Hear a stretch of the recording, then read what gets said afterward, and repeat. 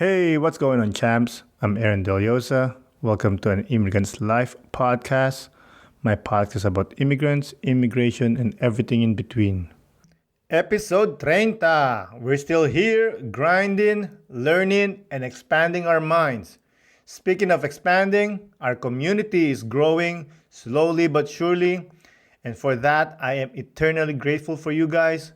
I also appreciate some of you that has been reaching out to me, saying cool message to me, saying how the podcast is helping you, inspiring, and creating your own artwork. I really do appreciate it, and we should continue doing that. Like I mentioned at the top, this is an Immigrant's Life podcast. If you want to know more about the podcast, or if you want to see cool artworks, pictures, or videos, you can follow me on Instagram and Facebook at An Immigrant's Life.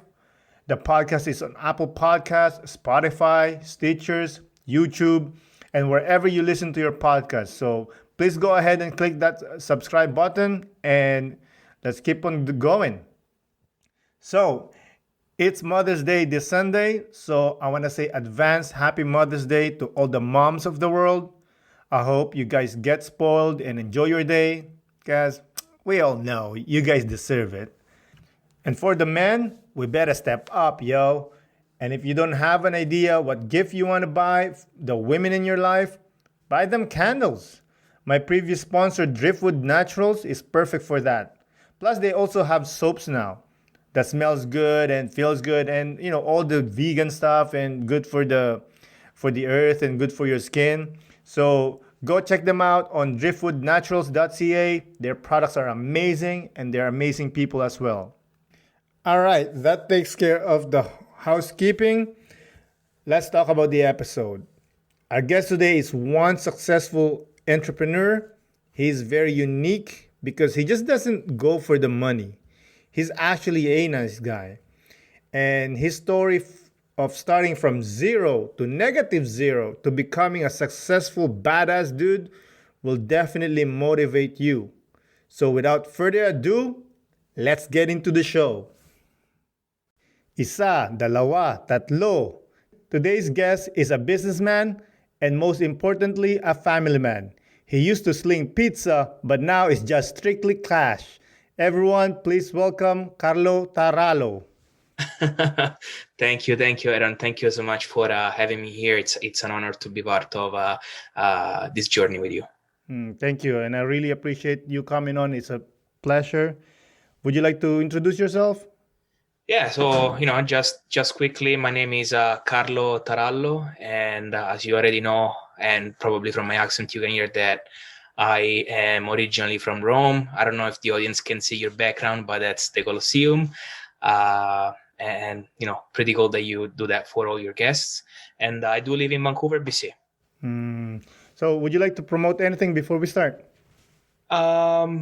Actually, now, you guys are going to find out more about me during this interview. But I do run a client acquisition agency based in Vancouver. And so what we're doing right now for business owners, we are offering custom tailored free marketing plans to get clients on social media. And we do that for them for free.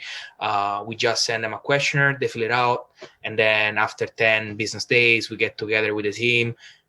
We create the marketing plan and we send it their way so that they can grow their business no matter at what point they're at. That's beautiful. That's beautiful. So you told me you like reading. What genre of books do you like reading?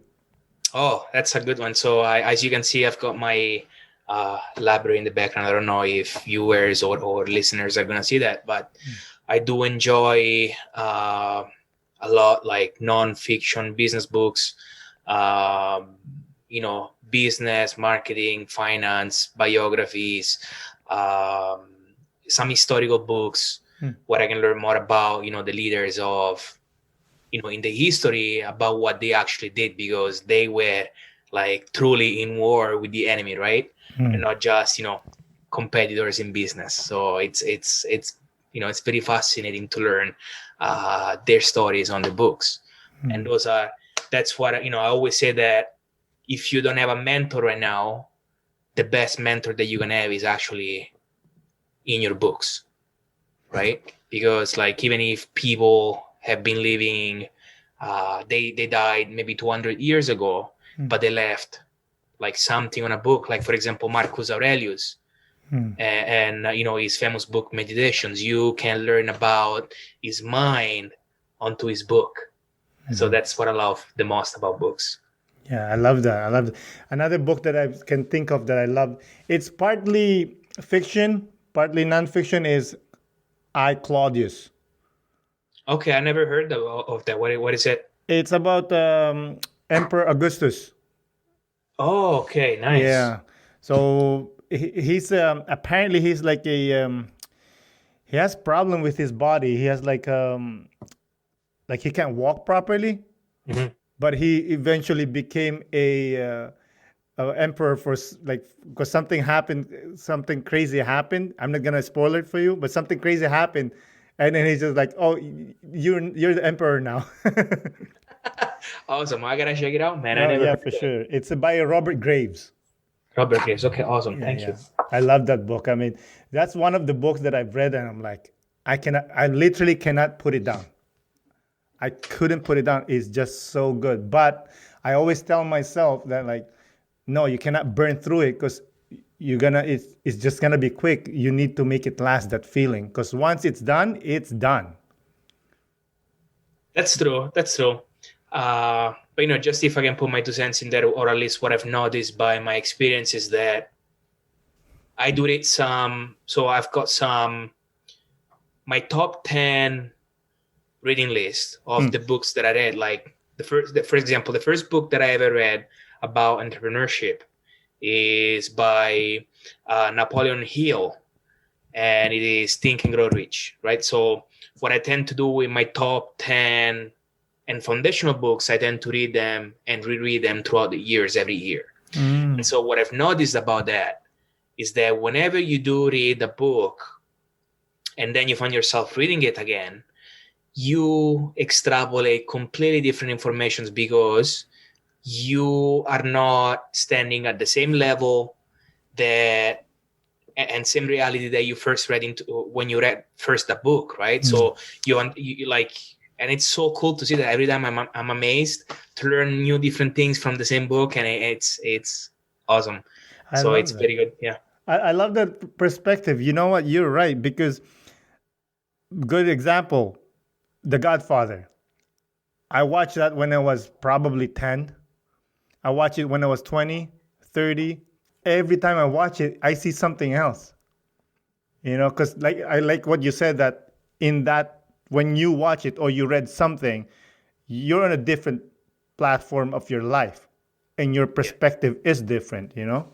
Yeah, your knowledge, everything. So you extrapolate different informations that are it's so fascinating, man. That's how it is. Yeah, you're right. So let's go top 3 most influential books for yourself. Oh, okay, that's a tough one. Most influential book. So Think and Grow Rich by Napoleon Hill. Then we have Rich Dad Poor Dad from Robert Kiyosaki, and it's a pretty powerful book in terms of finance and mindset about like the business world and how it works. And also this is stuff. I am going to say The Richest Man in Babylon by George Clarkson, and it's so good. And essentially, it's so good. And it's a book about finance, but it's told in a way, in a very unique way, using history. So telling you about like Babylonians and how they would manage their finances. And so it's a pretty good book. I highly recommend it. If you haven't read it, it's this thick, and it's awesome. So it's not And so bad. How like it's not a thick book. No. It's actually, I have it there. It's really cool. It's probably 150 pages, not even, and it's so good. And then I'll put an extra just because I love it. It's the greatest salesman of the world by Og Mandino. Still, it's a very small book. And probably those 4 books, they're a good foundation for anyone, really. Thank you for that. Thank you for that. So you're here to talk about your immigration story. So where were you born? So I was born in a small village southeast of Rome, Italy. The name is San Cesario. And when I was, since a very young age, my biggest dream was to emigrate to North America. And I didn't have like any city in particular, but the reason why that was my dream is because in Italy we do have a lot of American movies, right? And so I would see that, all those inspiring movies, and I would see that essentially they were selling me, in a sense, the American dream, right? Okay, you, to be successful, you gotta go to North America, and then when you get to North America, you can have the American dream, right? So that was my thing. And so, I was always driven. I was always a driven kid. And like for example, my very first entrepreneurial experience was actually when I was 7 years old. And so my father, he does work. So now he drives the garbage truck for the city. He works for the city. And so at the time, he would be the man behind the truck, actually getting down and get the garbage and, unload it into the truck. And so at that time, it was the 90s. It was around like the end of the 90s, yes. And so he will get home. He will find a lot of. Do you remember the Kinder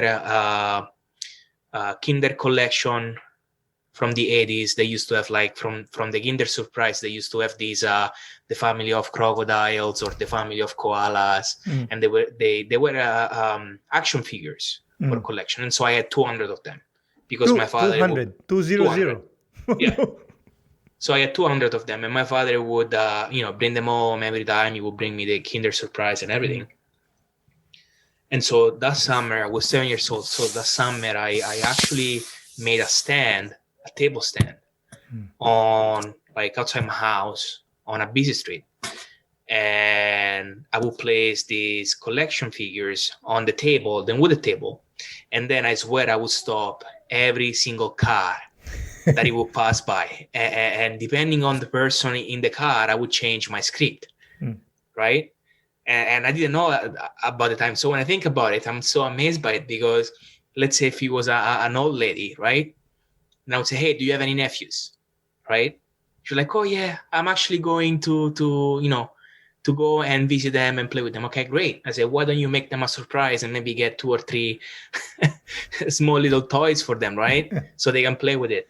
And they were $1 each. So anyways, long story short, I ended up selling them like all of it that summer, and I made like $200 in the old lira, and I bought a lot of ice cream and candies for me and my friends. Man, they must love you.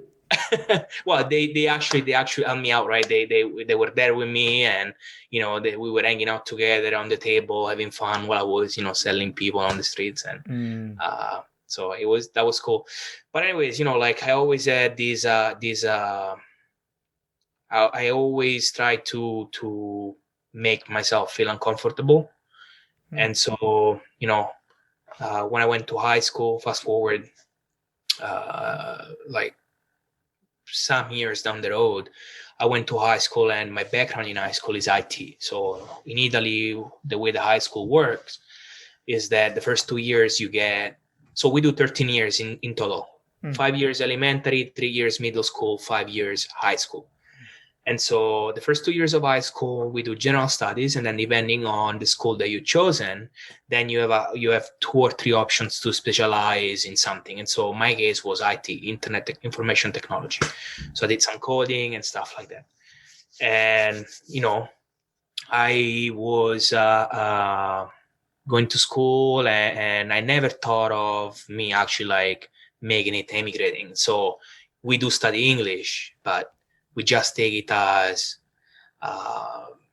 just another subject, right? Just to make to get the grade, and then that's it. Because we think, I'm never gonna go out, and I'm never gonna need it. I'm never gonna go out. I'm always gonna stay here. I'm gonna find a job that pays me well, that I can work with the computer, yada yada yada. And if I would go back, I would kick myself to death for the thought. But anyways, so I always had this thing in mind, like, how can I get to North America, right? How can I do that?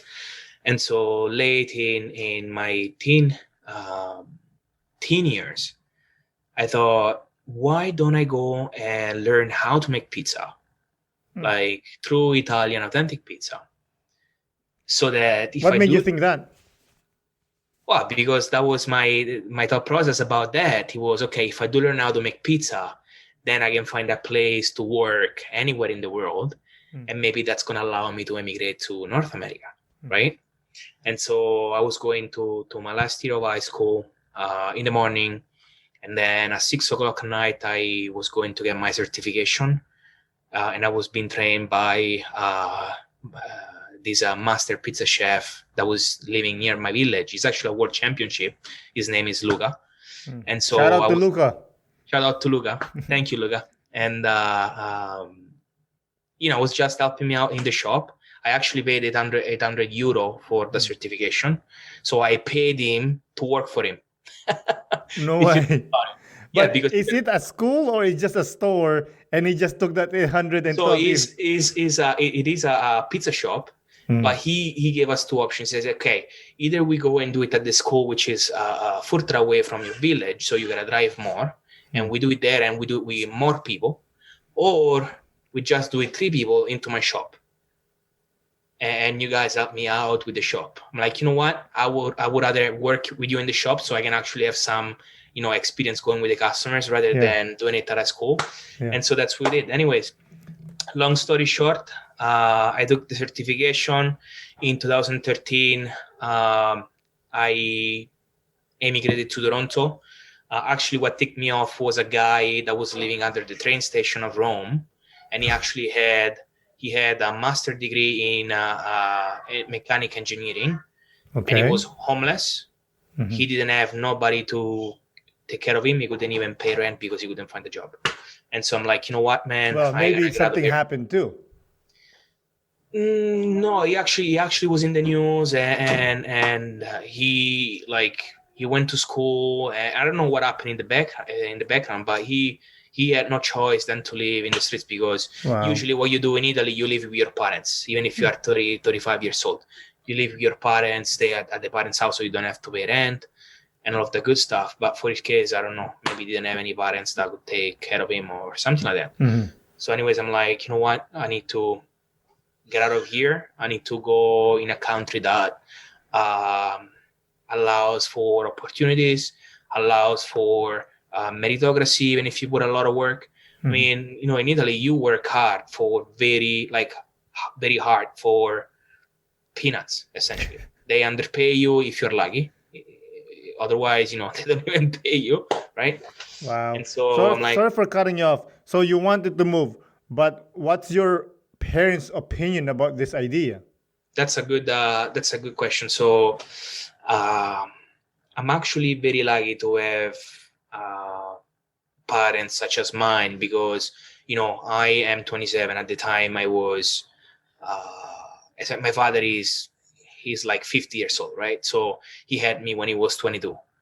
So we always had more of a friend and friend relationship rather than father and son, right? Even if sometimes in Italy, old school, if you do something bad, they just, I don't know, they get they hit you? The sleeper or the flip flop or the wooden spoon and stuff like that. So it's not like they don't call the kids in Italy, they don't call the blue line or whatever. Nobody's gonna come and help you. And if they do come, they're gonna give you even the rest, right? So they were, of course, very sad. I've got 2 younger brothers. Actually, my brother is here with me in Vancouver now. And my the youngest of my brothers is back home. He's 17. He wants to also emigrate, but it wasn't easy for them. But they didn't say, hey, no, right? I actually remember the day when I told them that I decided to move to North America. I didn't ask them, hey, like, can I go there? No, I didn't ask them. I just say, hey, you know what? I want to speak with you guys. Let's sit down on the table. I just want to, bring this up to you, and I want to see what you think. And I hope that you give me your blessing. I say, I know it's not going to be easy, but I think it's going to be a great experience for me. And I say, you know what? At the end of the day, even if I go and I do fail and I come back, I said, I've seen different things. I've seen a different culture. Maybe I learned next English better. And I say, at the end of the day, worst case scenario, I can always come back. I know that you guys are always going to accept me with open hands, right? And so they were like, yeah, okay, that sounds good. And my parents, they actually helped me out to pay and finance a part of the trip. But the rest of it, for example, the pizza certification, the insurance, the passport, the flight ticket, I actually paid that with my own money. So in the summertime, I will pick up different odd gigs like landscaping or cleaning up the neighbor garden and throwing up stuff, or moving, right? Working cash. Oh man, Moving to working cash. And in Italy, we all have all these big East European guys like moving the things, right? And I was like, I'm still a big guy, but nothing compared to these guys. And I was selling antivirus. I'm not gonna say the name, but I can tell you that it wasn't. It was a pretty good license, and I was selling, antivirus to my friends. I was fixing computers, so I was always looking to do different things, and that's how I financed a big part of my trip. Because, my parents at the time, they didn't have a lot of money to give me. I mean, I left to Toronto alone, without knowing anyone, without having any contacts at all, and with $2,000 in my pocket. And I need to sort it out like food. I need to sort it out like a place to stay, and I need to find a job with the limited English skills that I had at the time. So before you moved to Toronto, first I want to ask, why did you choose Toronto? That's a good question. So one of the people that I knew back in my town, his brothers, so a friend of one of the people that I knew, his brother had a restaurant in Toronto. And so I'm like, okay, I'm going to go there. I'm going to go and talk to the guy and see if I can get a job with him. Right. And it was a pizza store. And that's why I went to Toronto. So I went there, and I actually got the job for for a mere $11 per hour. Ooh, baller. And and I mean, like, I was splitting wood outside at -45, because you're from Montreal. So like, it's cold in the East Coast, right? I was in Toronto. Plus 2013 was the coldest winter after 50 years. So like, I'm like, okay, timing. Everywhere I go, in my head, I was like, okay, everywhere I go, then it's the worst of the worst. I'm like, okay, well, good. They're challenging me, right? I'm like, okay, even the weather is challenging me. Okay, I gotta overcome this. And so I was splitting wood outside at -45 with my white T-shirt, and like literally splitting wood. The manager would come out and say, hey, we have a new order, because I did finish the wood in the shop. So I'm like, okay, I gotta split the wood outside. What do you mean splitting wood? Like, so this place used to buy, to save money, used to buy like big logs of wood. Okay. Like this thick. And so we had this machine that you would like pull the lever, and then like an axe will go in and will split the big thing. So what's the wood for? For the fire oven, wood fire oven. Oh, okay, all right. That's what I wanted to know. Yeah, we use the wood fire oven, so I needed the wood to make the pizza, right? It's not like gas or anything, so it's like Neapolitan style pizza with the wood fire oven. And so that's how I migrated to Toronto. And I went to the guy, asked him for a job. He was speaking Italian, and I remember, it was an open kitchen, so I remember actually customers coming to me after I made them the pizza, and they would talk to me, but I didn't understand what they were saying. So I'm like, okay, I just can't disappear. Otherwise, I'm going to look like an asshole. And I got to make sure that they understand that I don't understand. So what I would do is I will look in the eye in their eyes, I would nod and I would smile, and then I would pretend I was busy. And then you go, "Como se dice?" Exactly, the other guy. So That's it's funny. Man, that's hard work, dude. yeah, it's it was hard, but it was a very good experience. Like, I grew up so much, and even if it was painful, Mhm. like, I would do it 1,000 times again. Where were you staying? Where did you stay when you landed in Toronto? Good question. So the guy who had the pizza shop, he hooked me up with this person who had a house, and I just rented a room for, like, I don't even remember, like, for very $300-400 or something like that for the whole month. Hmm. And then so I stayed there for a few weeks, and then I actually, it's a long story, but I went to Toronto with a friend of mine, like, that I knew after, like, a long time, like 11, 12 years. And what happened is, after a month, we went to the person, stayed for, I think, a few weeks. Then we found a basement just for me and him. We were sharing, and I think we were paying like almost $1,000 a month. It was back in 2013. And so, we were splitting 500, and we could make it work because we were getting paid $11 per hour, and to work 30 hours a week. So nothing. Like, we were making barely, like, the payment of the rent and some food. The water's right there. Yeah. You're drowning. And then this guy, he quit. After a month, he wanted to go back to Italy. He didn't care about, like, the 6-month lease. And he was a really good friend of mine. And so, he went back. I'm not in a good relationship with him anymore because of it. Even though, I don't know grudges. I mean, after I went back to Italy, I said hi to him, and he didn't say hi back to me. So I always try to be, the better person, and without holding grudges. And I was lucky that this lady, which was a friend of, so Elizabeth, her name, which was a friend of my friend Aunt, that we found out she was living in Toronto. She actually was able to break the lease with my landlord. Oh, thankfully. And she actually made me go to live with her and her husband. And it was in Richmond Hill, which was an hour and a half away in transit, almost 2 hours away in transit from where I used to work. And so she says, "You come and live here. I'm not gonna ask you anything for rent, just so that you can save, good amount of money so that you can get back up. We're not going to charge you anything for eating, for anything." And her and his husband, they smoke cigarettes, so I would buy them packs of cigarettes, or for example, sometime I would invite them to the restaurant.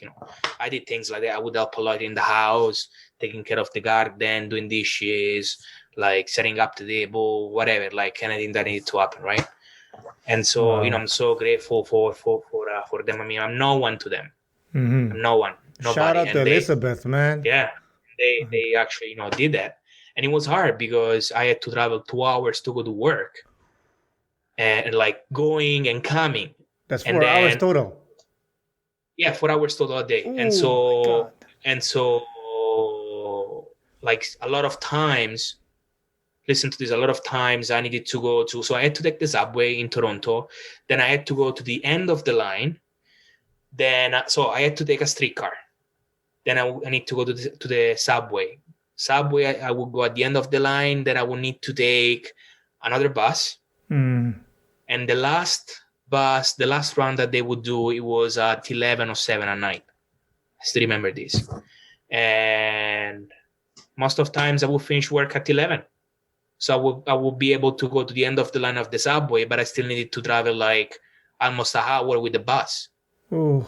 So for not paying the taxi, because I didn't have a lot of money, right? Otherwise I would pay $50-$70. And I mean, if I pay the taxi for $70, then why did I even go to work? You know what I mean?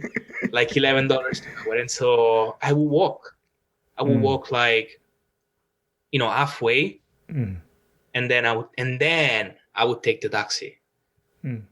So it wasn't easy, it was a lot of times it happened because I would just finish late, and so I did that story for like 5 months. Wow. So why Took did you not think of finding a job close to your residence?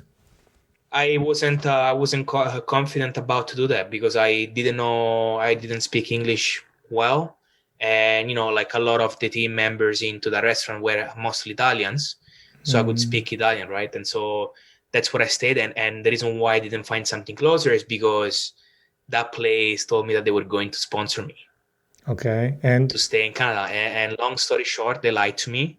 So listen to this, dude. So working holiday visa, getting paid for 6 months on the pay stub. So that's what we have to work as Italians, 6 months. Now things have changed, but anyways. And, when I started to work in April 2013 in that place, they're like, oh yeah, we've sent the application, you're good to go. Now we just need to wait for the answer, right? So then I will work. After 6 months, I can't work anymore because the working holiday, the working side of it would expire, and then the tourist side of it will start for the other 6 months. And these guys are like, oh, don't worry about it. Like the Canadian rules say that, if you do send a sponsorship during the working holiday visa side of things, you have the extension. You don't have to worry about, you can still wait and work. So anyways, another 5 months go by. So after 11 months, it was right before Christmas time and my birthday, because my birthday is the 28th of December. And they told me that, and I was paying taxes, actually. I was getting paid the pay stub. So it wasn't like they were paying me cash or anything. And so I could ask myself, I was actually trusting them because, okay, they've been here longer than me, and they're Italians and all of the stuff. So, I can trust them. And anyways, December before Christmas, they told me that they didn't accept me. And then later on, down the road, when I go to Australia and I apply for my permanent residency through my wife, I found out from the lawyer that they never applied for anything. Oh my God. Because she asked me, okay, can you tell me more about the lawyer told me, can you tell me more about the visa that they applied for when you were working there? I'm like, you know what? I don't trust these people.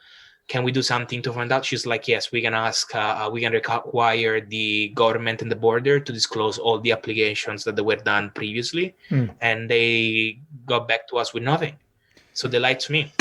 And, but that's how I met my wife. I left that place and I was working somewhere else. I actually went back to Italy. And wait, let's just slow down a little bit. I just have a few more questions about that place. Sure. Because that's a beautiful and heartbreaking story, and it's a great example of an immigrant story. That you are getting string along by these people that you trust, and then in the end, for the lack of a better word, you get fucked in the ass. Yeah, that's it. And Wow. I did it they were paying me $11 per hour. That's right? There are people that needs to be buried under the prison. Those people are evil people. Yeah. That's evil. They knew what they're doing to you. Yeah, they knew. They were like 45 years old or 40 years old, and I'm like a young buck, 18 years old, fresh off the boat, literally, and they took advantage of me. Yeah. And they like, I wasn't no one. I mean, I was introduced to him by his brother. Right? So they're not even like paying more attention to me, like, oh, this guy knows my brother, and like I want to make sure that we don't do a shitty figure or whatever you want to say, like we don't do a bad impression with them or whatever. Oh my God, these people. So while that's happening, we haven't even talked about you feeling homesick. Yeah. So fuck, man, you're just pulling out very good questions. And the bad part is that I had to lie all the time to my parents about it, because my mom would, like in Italy, we're mama boys, right? Yeah. So my mom would just call me every single day, how things going, how's everything, and then I had to just pretend I was good. I was smiling and say, "Hey, mom, everything is fine," not to make her worry, right? And actually, when I went to Toronto, I weighed like 123 kilos, which is I think 280 pounds or something like that, or almost 300 pounds. I was huge, man, huge. Like a freaking rhino. Like I gotta show you some picture. Like you'll be. I have this picture of me picking from the cherry tree, and I was fucking huge. Oh, Huge. wow. I mean, I'm still big today, but nothing compared to back then. And so I go to Toronto, and I'm working, and I've got all this stress going on and all this stuff. And now all of a sudden, I weigh 93 kilos, so I lost 70 pounds. So I weigh like 200 pounds. I went all the way down to 200 pounds. Now I'm bigger. I'm 240 right now because, I got married, the kids, and you know how it is, right? I mean, not your case, but for the rest of us who don't have your amazing gene, my friend. Oh, thank you. But so you mentioned that did you go to Australia or you went back to Italy? Good question. So I went back to Italy first for 2 months, and just because I found another job that said, hey, you know what? Like, we like how you work. We want to sponsor you, right? So I didn't have the visa, so I had to go out the country and wait for these guys to say, hey, like, we're moving things along. Come back. We're going to lawyer and stuff like that. And in the meantime, I got introduced to my wife from my old co-workers from that place because we were still friends, right? And my wife, she used to work in the front of the house as a waitress, and we were introduced because we have the same birthday. So we're born the 28th of December, and that's how we got introduced. And so I was working then I got back. I was living with her, and we were living together. And because I was paying like $1,200 a month, and she's like, "Oh, why don't you come and sleep with me? I've got my roommate. We can split 3 ways." And so that's what we did. And I stayed with her for a few months. And then what happened? The new restaurant where I was getting sponsored, they've sold, and like they've changed the agenda with me. God. I went through that too, and talking to my girlfriend at the time, to Jamie, we were like, we were in love. And so we had 2 options: either going back to Italy, where I could maybe work, find a job that would pay me, or find a place that both of us would be able to work. And, we had a couple of friends moving to Australia with a working holiday visa that used to work with us. So we're like, why don't we go with them? And so we applied for the working holiday visa, paid $500 each. After 3 hours, they gave us the visa. And now all of a sudden, we're going to Australia in October. God, that was quick. And so our first stop was in Sydney. And, we went to Sydney, and it was a long flight, man. Oh my God, it was 28 hours. Why is it long, by the way? Well, because you gotta split it first. So either you go to Dubai, or you go to Qatar, or you go to Manila, and then you stay there for a day, few hours, and then you gotta make the second half of the trip. Oh, okay. Right. So it's just too far away. It's just too far away. Like, not even in the boonies, man. It's completely somewhere else. And so we go to Sydney, and that was a very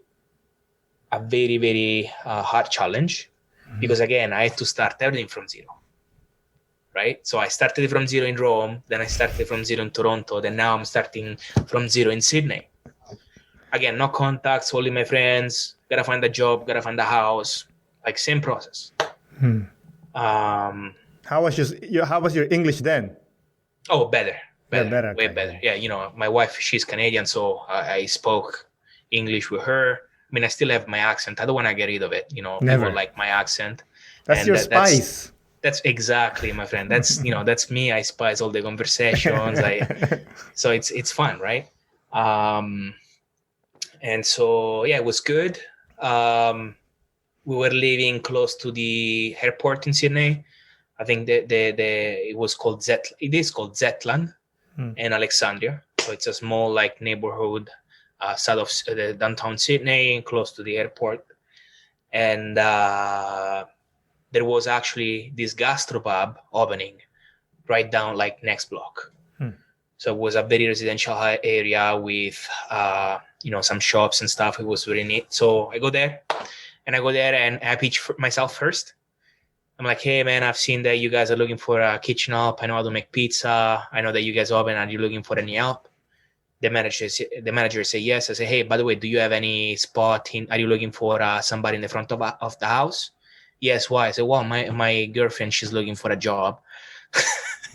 So I sold both of us as a package, right? This guy, hustler. So essentially, like, fast forward, we spent 2 years in Australia, and we always work together. Me in the back, her in the front, and I will use that as a unique selling proposition. Hey, you get me, you also get my my girlfriend in the front, so you're good. Two better than one. And so, yeah, after a week, I got promoted from making pizza. I got promoted to the fryer. Then from the fryer, after a couple of weeks, I got promoted to the grill. And then from the grill, I got promoted as a sous chef. And so, like, I was able to make a meal for 200 people alone on Sundays. Pizza, salad, pasta, like everything by myself. And it was a lot. Machine. And so, yeah, it was fun, man. Love Sydney. And then, stay there for 6 months. What's so weird, by the way, like Christmas is different there, right? So it's very hot. Like you do Christmas on the beach with Santa's hat. I'm like, okay, no, this is not for me. I'm a winter boy. Like I like cold, I like winter. And so that was very nostalgic. And after Sydney, after 6 months, we moved down to Melbourne for another 6 months. Why? Just because the working holiday visa in Australia allows you to work for a full year. Okay. But after 6 months, you need to change your employer. I don't know. That's the rule that they've got. So we're like, you know what? Let's go and live into another city. So again, we started from zero in Melbourne. Oh my God. And I bought this car in Sydney for $1,600. It was a minivan, so I could do the move. I actually drove, me, my wife, and all the stuff in that we had in the house in the van. So for 12 hours from Sydney to Melbourne with the van, then got to Melbourne and sold the van for $2,000. Oh my God, this guy! How did you sell it? On the classifieds. Oh, I just used it for the move, right? Because I didn't want to pay money for rent the truck and stuff. I got a car, I moved, used it a little bit, then sold it for more money than I bought it. I admire you. Thank you. And so that was fun. And in Melbourne, I was managing 3 different pizza shops. I had a really great job. After 6 months, I also needed to go to college to be able to stay in the country, right? Because I knew that I was applying for my permanent residence in 2015, and that would come late in 2016. So I'm like, you know what? Like, I need to find some way to wait till 2016, right? In Australia? Yeah, so I was in Australia, but I was applying for the PR in Canada. Oh, okay. For my wife. So I was in touch with Canadian lawyers, and so we would have meetings at 12 o'clock at night. And so, at the end of 2015, we're like, okay, we got to stay another year here. How are we going to do that, right? And so what I do, we were in a common law, me and my wife now, but I went to apply for a college. Because if you do apply for a college, you can work, your spouse has an open permit, and you can essentially, you got to go to college and you can work 20 hours. So that's what I was doing. I went to college as a digital media, so I got my certification. And by the way, I didn't finish high school. So when I left to Toronto, that was 3 months before my final exam. And I was top of the class. So I'm like, you know what? I'm done with you guys. I gotta get out of here. Goodbye. And your parents allowed you, eh? Yeah. And I told them, you know what? I said, worst case scenario, I can come back. I can go and finish high school. God bless those parents, man. Yeah. And so I went I'm telling you this because I couldn't apply for the college. Because I didn't have the high school diploma. So I'm like, okay, how can I do this? How can I do this? How can I do this? Right? And I'm like, how can I do this? And I remember that in Italy, they give you a diploma of middle school. So I'm like, you know what? I'm going to apply with that one. So that what I did is I applied with my middle school diploma. And they said, yeah, sure. Come. What come school and learn. is this that just takes whatever paper? And so I didn't even have to translate anything. So I got my what I call it, my revenge in terms of, now I can say, hey, I've got the college, I've got the college certification, but without high school. And so that was fun. And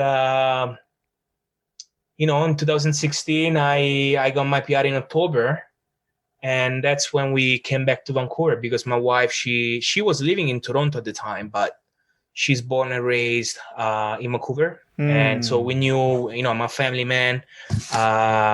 She also wanted to have a family. That was her dream. And so we said, you know what? My parents are back home. If we gotta put a family together and grow a family, we might need some help. So it makes more sense to actually move to Vancouver so that we have her parents close to us. And I mean, they've been such a great, help. I mean, family, like, amazing. Yeah. Family is so important. That's what I tell young people that starting a family, that want to start a family. I say, if your partner is not good with her family or his family, you gotta think about it because you gotta need that family. I promise you that.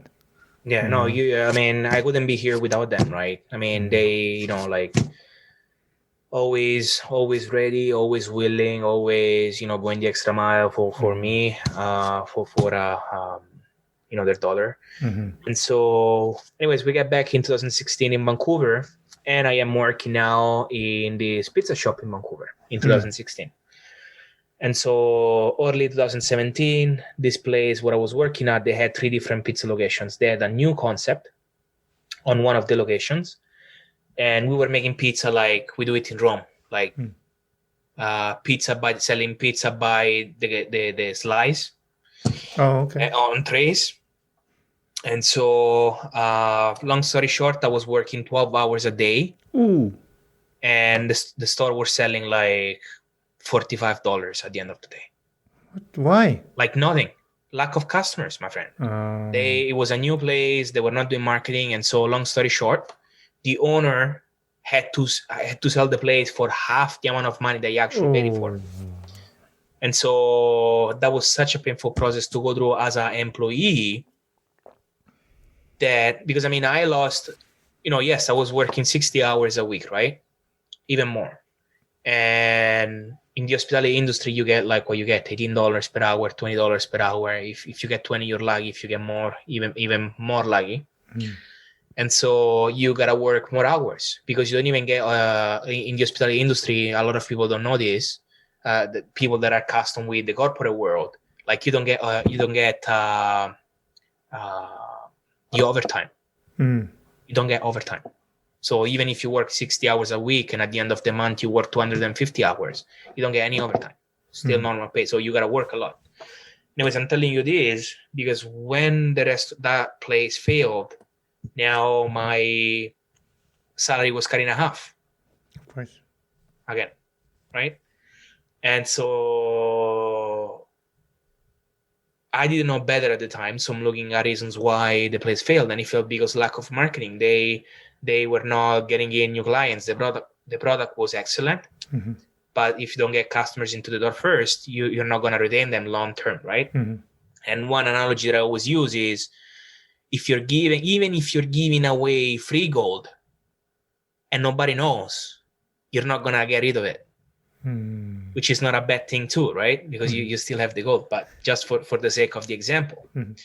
And that's when I started to learn more about marketing, like reading books, watching videos, taking mentorships, talking to people, doing some pro bono work with other restaurants, just because I didn't want nobody else to go through what I went through. Because if it was so painful for me as an employee, I can't imagine what it is like now. I can't imagine, because I run a business, actually more businesses, but and now I know. But I didn't want nobody else to go through the process, and so I decided that marketing was the actual, like, what decided between your business being successful and not successful. Of course, there is more to it, right? Like you gotta give great service, you gotta give good quality, you gotta make sure the customers are happy, but you also need to get the customer first. And so in 2017, I started Local Asset, which is now right now a client acquisition agency, and we do help businesses to acquire clients on demand with our client acquisition systems.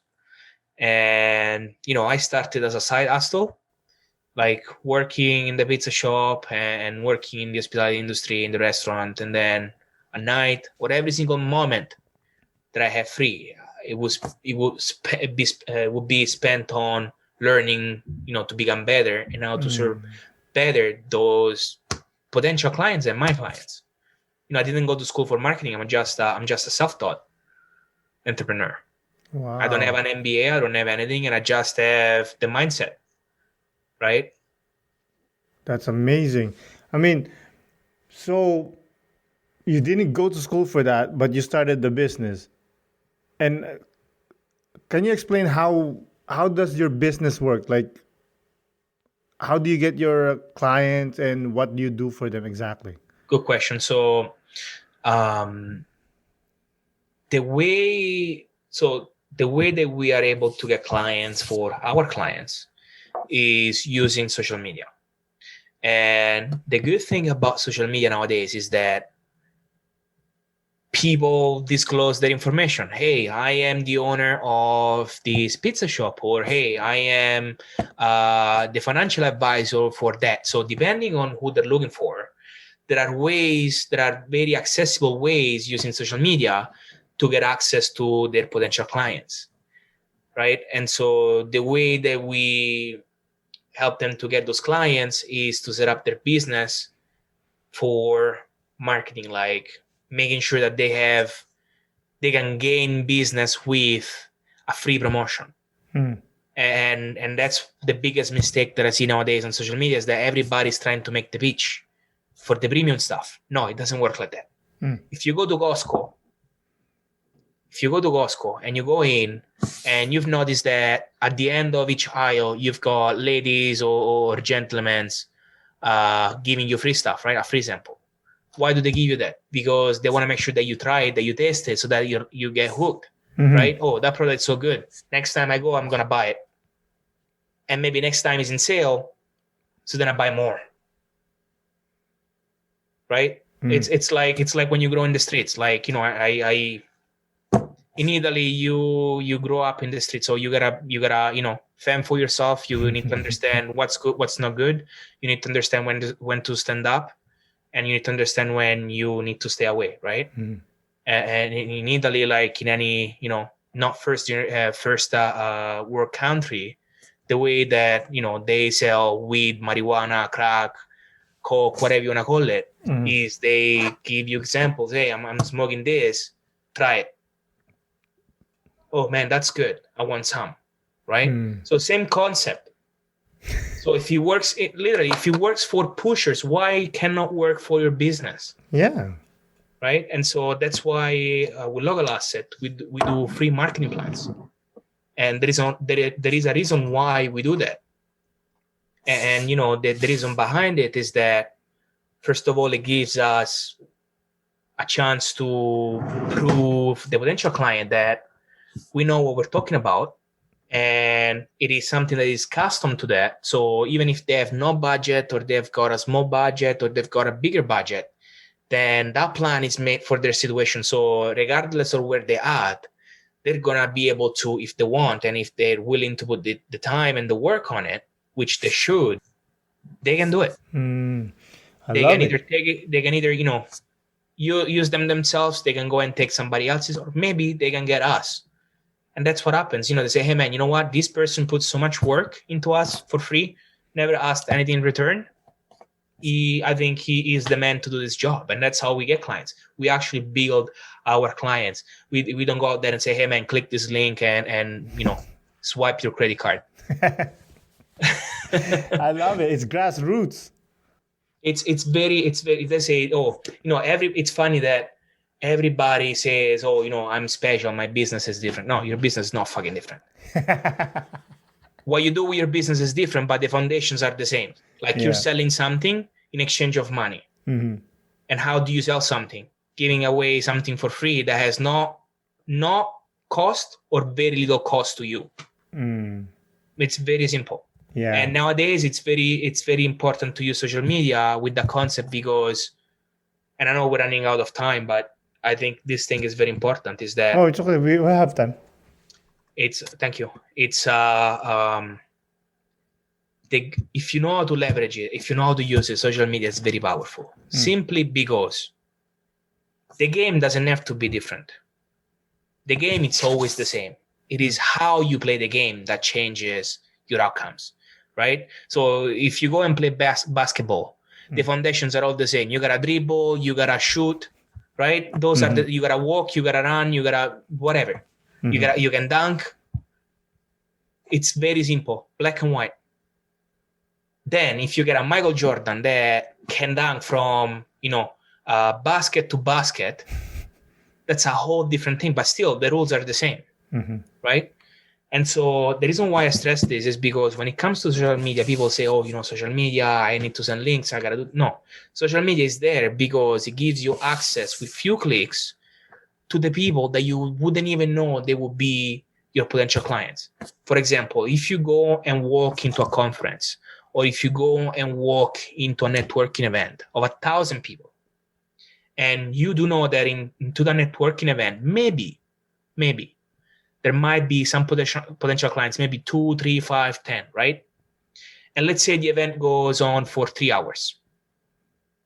What is the chance that you can find those 10 people into the 1,000 people in 3 hours to talk about, make sure that they like you, right? Because I gotta like you up front, otherwise I'm not gonna talk to you. Or if I do talk to you, I'm gonna tell you to F off in a very nice way, right? What's the chance? The chance is close to none, right? Agree. But let's say you know who your clients are, right? And you know what kind of interest they have. Now, you don't have to go to a conference. You can just sit back, go on your Facebook, go on your LinkedIn, go on your Instagram, depending on what kind of potential clients you're looking for. And what you do is you search keywords that are related to your potential clients, right? So, for example, if I have a restaurant, what I would do is I would go into Facebook and search community groups, or search pages, or search anyone who owns a restaurant, who's a foodie, who's a food blogger, anything related to that. So that, when I see, this person is a food blogger because he's into this Facebook group for food bloggers, I'll send him a message. I'll let him a friend request. Hey man, I've noticed that you are a food blogger. I love to run something by you. Are you open to connect sometime this week? They're not going to say no. They're now like 9 out of 10, they're going to say yes, because they're interested about what you've got to tell them. So now what you do is you set up a time to speak with them, like something similar like we're doing. And you can say, hey, hey, John, thank you so much for coming on the call. I just really appreciate your time, and I just want to run this idea by you, and I want to pick your brain on it. I want your honest opinion, right? Oh, sure, man, go ahead.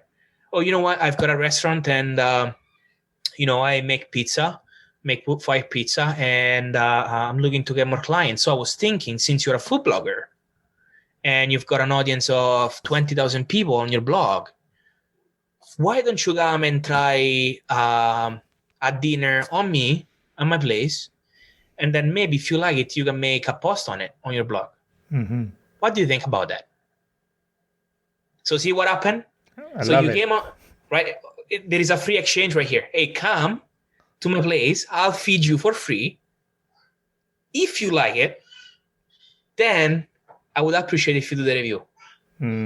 Guess what? The person is not gonna say no for a dinner for two for free, right? If I get that invitation, I go to my wife. Hey, let's go out to this place. You know, we got a pizza, we got a beer, we got a wine, right? My wife is gonna love it. Yeah, of course. Happy wife, happy life, right? So I that's love it. how everybody should do business, man. Like that's how, you need to have something for free to give away, right? And that's how you will be successful. Like think long term. Think 2 years from now. Think next year from now. Think 5, 10 years.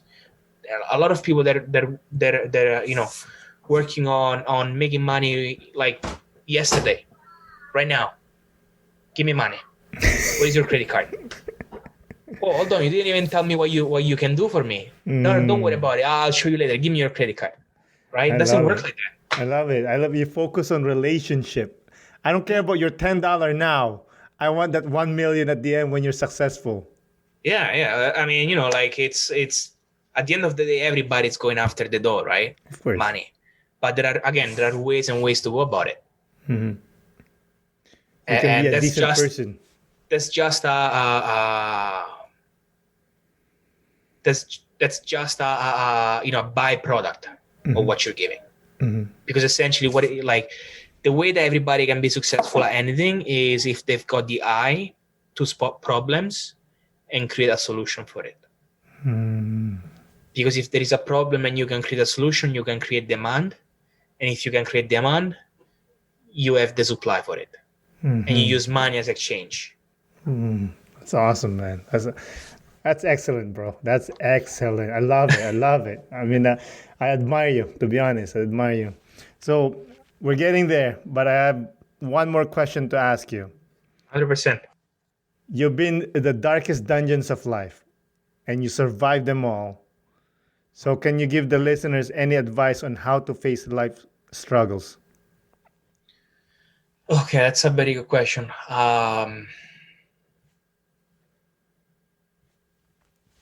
It depends on each different person, because the way that I was able to overcome those challenges is because I didn't have anything to lose.